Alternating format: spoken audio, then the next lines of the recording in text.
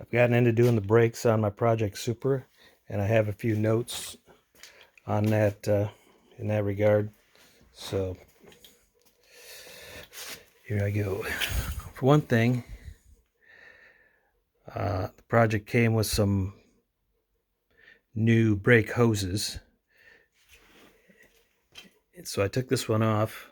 As you can see, it was constructed at the time of the vehicle itself. And just looking it over, it's still it's got a little rust on it. Obviously going to have some of that after 34 years, but it's still rubbery. Toyota stuff still rubbery after 34 years. Many of those years spent in Florida. So that's the danger of changing parts on Toyota.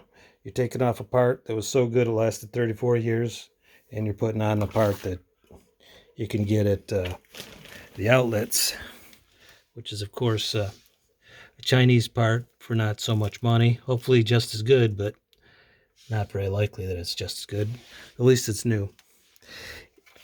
Another thing I wanted to show is unboxing of my brake bleeder kit. Since I work alone, I need a brake bleeder kit that affords me that luxury. So here goes that.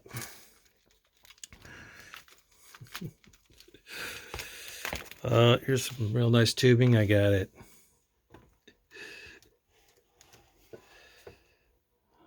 Probably Lowe's. It's a 1/4 inch inside diameter, 3/8 outside diameter. What you do is you put that on there, and then I got this cool receptacle from McDonald's. So what I'll do is wrap the other end up around some part higher of the suspension, probably these tine springs, which are a little bit too stiff.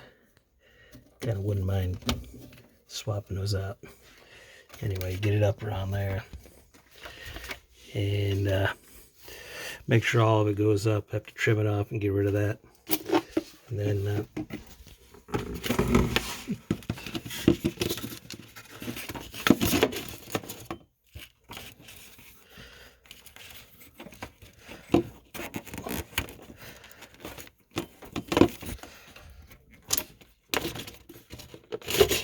get it inserted into the receptacle. There. Now you got a one-man brake bleeding kit.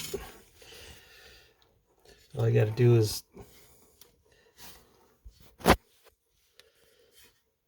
loosen the brake screw, tiny screw, and that will allow free flow of fluid and air. But if the hose is all upward, which I would have to make sure of, no air will go down into the fluid. You go pump the brakes, and it'll fill up this hose.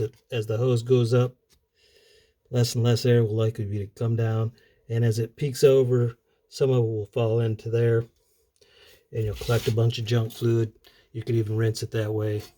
So you can both rinse it out, fill that whole jug with fluid if you want. Keep refilling the reservoir and pump a bunch, and you'll get rid of all the air, and you'll also get rid of all the old fluid.